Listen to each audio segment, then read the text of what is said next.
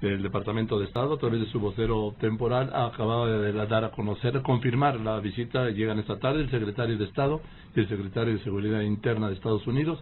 ¿Y con quiénes se van a reunir? Nos lo informaron allá en el Departamento de Estado, con los secretarios de Gobernación, Defensa, Marina, Hacienda y, por supuesto, con el secretario de Relaciones Exteriores, Luis Videgaray, y van a visitar al presidente en Los Pinos.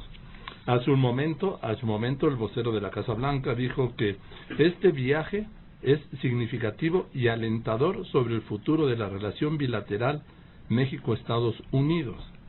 Es significativo, dijo el vocero de la Casa Blanca, que el presidente Trump está enviando a 2 miembros de su gabinete a México cuando apenas lleva un mes en el poder.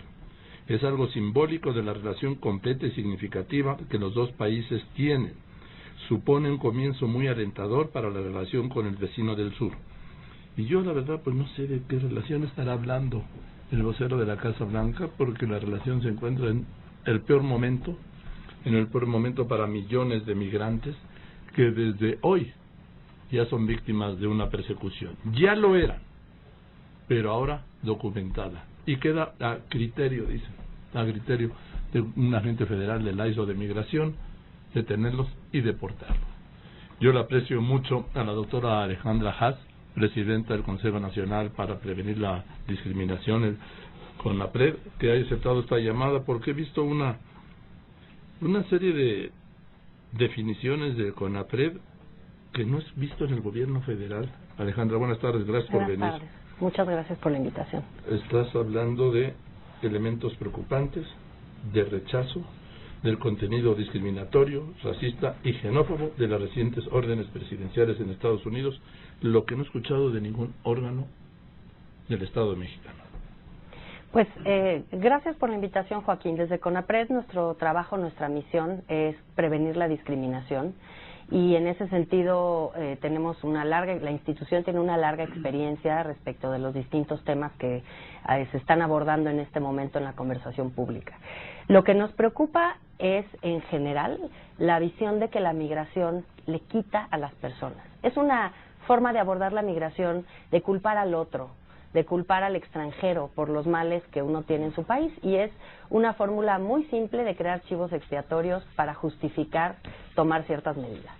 Lo primero que nos preocupa es que el abordaje de la migración como un problema le quita a la relación gobierno-ciudadanía, independientemente de que sean migrantes documentados o indocumentados, un marco de convivencia posible, ¿no? Las personas que viven en situaciones de persecución constante, en donde están amenazadas de que van a ser deportadas, independientemente de si hayan o no cometido crímenes graves, de liberar, lo dijo el presidente en alguna de sus declaraciones, queremos liberar a los agentes migratorios para que ellos mismos usen su criterio, quitarles las restricciones, porque bajo Obama, y esto se ha hablado mucho, bajo Obama hubo millones de deportados, pero ahí la perspectiva era que se privilegiaba a las personas que hubieran cometido delitos graves. Ahora, si a una persona la agarran, independientemente de que sea niño, adulto mayor, persona con discapacidad, quien sea que agarren, ¿documentado o no? Indocumentado. Vamos a ver, y si no llevas tu documento, eres indocumentado en ese momento y te pueden deportar. Pues sí, o sea, criminaliza la migración y pone sobre los migrantes la carga de ser o no indocumentados. Ahí hay un tema que quizá ha pasado desapercibido, pero es muy preocupante. Ahora, por ejemplo, con este documento rector para aterrizar las acciones ejecutivas de hace unas semanas, dicen, por ejemplo, que a los padres de hijos que entran contratantes de personas, se criminalizará a los padres. Eso quiere decir que, digamos, nunca se había criminalizado a la persona o a los padres de la persona que cruza la frontera, siempre se había criminalizado al que hace negocio de ello, ¿no? Ahora también se va a culpar a los padres. De que esto que señalas en este comunicado, diciendo la especial preocupación para CONAPRED es, yo creo que dice para todos los mexicanos, incluido el gobierno, es la criminalización de facto de la migración y del migrante. Así es. Y eso no nada más es pertinente para las personas mexicanas que están en Estados Unidos, sino también para cómo México trata a dos grupos de población que también van a resentir estas políticas. Uno es el grupo de mexicanos y mexicanas repatriados, ¿Cómo los vamos a recibir? Los vamos a recibir como una oportunidad económica de desarrollo del país y con todas las facilidades para reintegrarse, aunque sabemos que no necesariamente es su primera opción, pero si son deportados, son deportados. Y la otra es cómo tratamos a los migrantes centroamericanos, que de cierta forma pues también estarán afectados por este cierre brutal de las fronteras. Incluso dice también ayer en alguno de los documentos que van a intentar que se queden en México las personas, o sea, regresar a México a las personas centroamericanas en lo que esperan sus procedimientos con referencia a la... Bueno, y no solo, hay otros grupos también vulnerables que son los haitianos y los cubanos. Y con los haitianos pongo también los africanos, ¿sí? Así es, así es. Pero en fin, pero eso es un tema nuestro, y yo creo que la persecución de los migrantes mexicanos también debe ser un tema nuestro. No es un tema de mexicanos que viven en Estados Unidos y del gobierno de Estados Unidos. Es un tema que nos debe preocupar a los mexicanos todos y al gobierno de México. Sí, yo creo que ahí el gran desafío, Joaquín, es que las personas, en México todavía tenemos una idea de la nacionalidad muy de haber nacido en México. Hay mucha legislación, por ejemplo, que prohíbe que una persona tome un cargo público si no es nacido en México, pero ya hay muchos millones de mexicanos que no nacieron en México. También la dificultad que tenemos de tratar el tema del idioma. Cuando un migrante repatriado viene a México, sufre mucha discriminación social. A ver, en primer lugar, viene a un país que no es suyo, real en los hechos, porque es un país que no conoce, y un país de una sociedad que, debo decirlo, lo rechaza. Y eso es muy duro porque muchos de estos migrantes tienen una gran melancolía por México cuando están allá. Entonces vuelven, en algunos casos, yo he platicado con Dreamers sobre esto, por ejemplo, que nunca habían estado en México porque se fueron a los 2 años, y en un momento dado regresan a México y se encuentran con una discriminación que los sorprende porque ellos siempre pensaron que son verdaderamente binacionales. Y allá se sentían un poco, una Dreamer una vez me dijo, en Estados Unidos siempre me sentí incómoda porque me sentí extranjera y siempre anhelé volver a México para sentirme en casa. Y cuando llegué a México me di cuenta que no soy ni de aquí ni de allá. Desde el calificativo que a mí me repugna, el de pocho, sí, porque pocho tiene una carga de insulto y de discriminación. Y si le agregas el de pinche, suena peor. Siempre va ligado uno con otro, pinche pocho. Y así es. Yo, por ejemplo, cuando hace como 3 años un senador estadounidense dio un discurso en español en el Capitolio y fue muy bien recibido y muy aplaudido. Yo me pregunto, ¿qué pasa si un mexicoamericano viene y habla en inglés en nuestro Congreso? ¿No nos sentiríamos ofendidos que está utilizando un idioma extranjero? Pero esa persona es binacional y no estoy hablando de un grupo pequeño de personas, estamos hablando de millones de personas. De millones, pero a ver, ¿qué hacer? Porque ahora ya no hay protocolos, ya es a criterio de un agente federal. Ante esto no hay defensa. No hay defensa porque la expulsión es fast track. ¿Cómo recurrir a un abogado, al consulado? Ya no te dan tiempo ya de eso. Mira, la Cancillería a través de la red consular, la verdad que hace un trabajo de protección importante y entiendo que están tomando medidas. Pero claramente en estas circunstancias pues ya es insuficiente. Pues sí. Digamos, el tema es cómo se negocia esto con Estados Unidos y cómo se logra que se les dé oportunidad a las personas de tener alguna defensa legal. También pienso, y esto, digamos, se sale un poco del tema de discriminación, pero pienso que en Estados Unidos hay vías judiciales para cuestionar esas órdenes. Sí lo hay siempre y cuando se haga dentro de los protocolos que conocíamos. Ahora ya es, insisto, el criterio de un agente federal que te puede sacar inmediatamente. Creo que hay una práctica que debemos recuperar porque además la podríamos replantear en México, es esta práctica de las ciudades santuario. Hay ciudades, porque no hay suficientes agentes en todo el país para cubrir a todos los migrantes, necesitan colaboración de las policías locales. Y en Estados Unidos hay muchos alcaldes que están resistiendo incluso estas órdenes y que están no cooperando con las autoridades migratorias para no deportar migrantes aunque los detecten como indocumentados.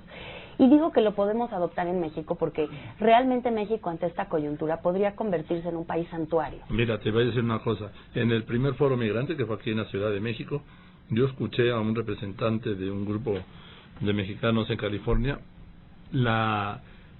cuando habló de toda la protección, todos los esquemas de protección que hay para los mexicanos, y yo comenté ahí mismo que pues hay más protección para los mexicanos en California que en México, y que el gobierno de México debía asomarse a California y ver cuáles son sus esquemas de protección para los mexicanos, y hacer un esquema de protección como ese. Protegen más a los mexicanos, a los migrantes mexicanos en California, que el gobierno de México. Pues pienso que las historias que hemos escuchado sobre estas personas que se fueron hace 30 o 25 años de México a Estados Unidos, lo que las hace muy dolorosas, además de lo que están viviendo ahorita, es que son historias que llevan siendo dolorosas 30 años, desde la causa que hizo que migraran, que es una situación de discriminación. Que nadie se ha ido por gusto, ¿eh? Nadie se ha ido por gusto y que viven una circunstancia, muchas comunidades, de violaciones a derechos humanos, de dificultades económicas bárbaras, falta de movilidad social, retos muy grandes que realmente lo que nos sucede con esto es que nos ponen un espejo para ver la realidad nacional. De los migrantes solo nos hemos acordado en México cuando damos los montos de las reservas, de las remesas que envían, que se ha convertido ya en el principal ingreso de divisas por encima de la inversión extranjera directa, de la factura petrolera y de los ingresos de turismo. Por eso resulta tan cuestionable esta posición muy nacionalista y de que si no hablas bien español no eres mexicano, porque pues sí mandan dinero, contribuyen. Por eso yo te digo, ellos sí se sienten mexicanos.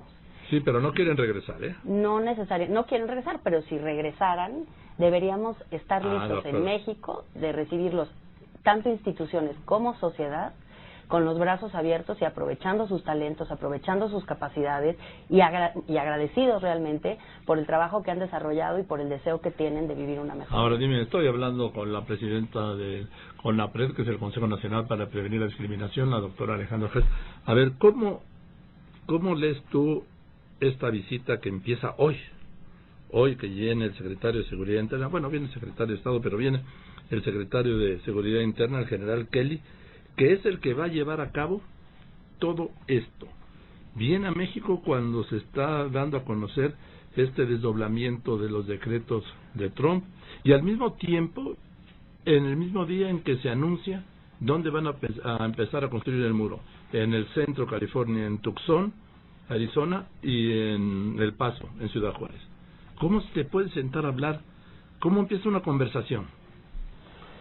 Eso desde luego rebasa mi agenda en CONAPRED, pero... Sí, pero vamos, te pregunto a ti, yo no sé cómo empezarla. Me parece que habría que empezar poniendo sobre la mesa que no ha pasado desde luego desapercibidas estas medidas, que al gobierno mexicano le preocupan enormemente y que el gobierno mexicano tiene una red consular que sabe lo que está pasando cotidianamente en las comunidades de mexicanas y mexicanos y que va a defender a las y los migrantes. Y eso debe de ser el punto de partida, porque no puede uno dejar de ver la xenofobia, la discriminación que hay en contra de los mexicanos, específicamente desde el primer día de la campaña del presidente de Estados Unidos. Lo dijo con todas sus letras, los mexicanos, y los calificó con estereotipos y prejuicios.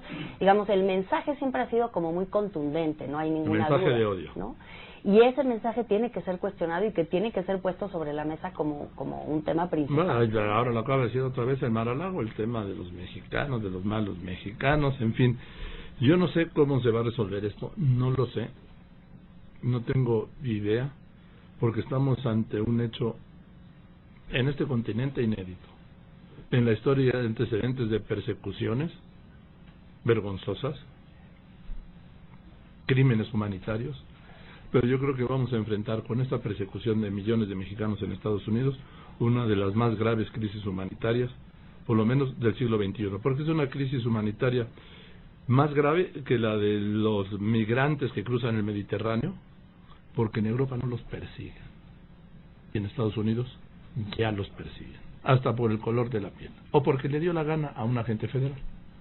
Creo que ahí no hay que olvidar que Estados Unidos desde luego preocupa enormemente, y no hay que dejar de concebir esto como una posible crisis humanitaria, pero también hay que recordar que hay muchas organizaciones de la sociedad civil y muchos socios de México, incluso personas que están en gobernadores, alcaldes, de organizaciones latinas, el National Council de la Raza, en fin, hay una serie de organizaciones que están bien articuladas, que tienen incidencia política y que pueden trabajar sobre estos temas con los grupos políticos, y creo que ahí lo que es una gran oportunidad para nuestro país es justo reforzar nuestro lazo con la comunidad latina en Estados Unidos, que francamente tiene una posición importante y un lugar importante y que podrá, con el apoyo nuestro y con el acompañamiento nuestro, también podemos hacer cosas juntos. ¿Y sabes quién es un elemento central?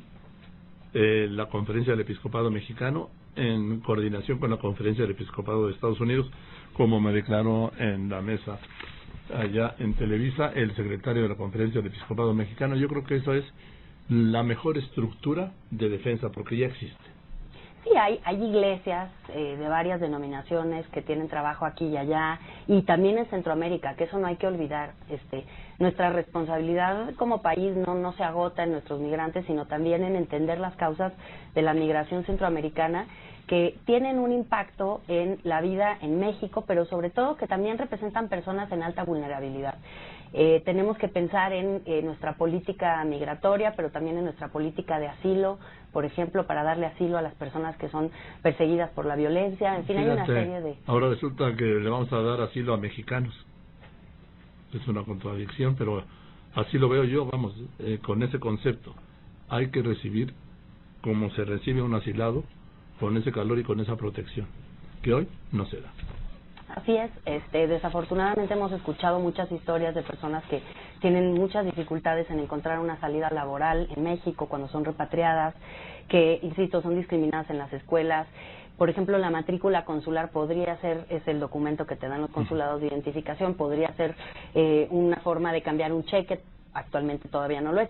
Ya se han tomado algunas determinaciones de política pública en educación y en salud que son muy importantes, pero todavía se requiere una política un poco más amplia y que sí incluya a la sociedad civil. Más amplia, exactamente, porque además son indocumentados en Estados Unidos, pero también son indocumentados millones en México, porque no tienen ningún documento mexicano, ni un acta de nacimiento, por supuesto ni un pasaporte, ni una tarjeta de lector.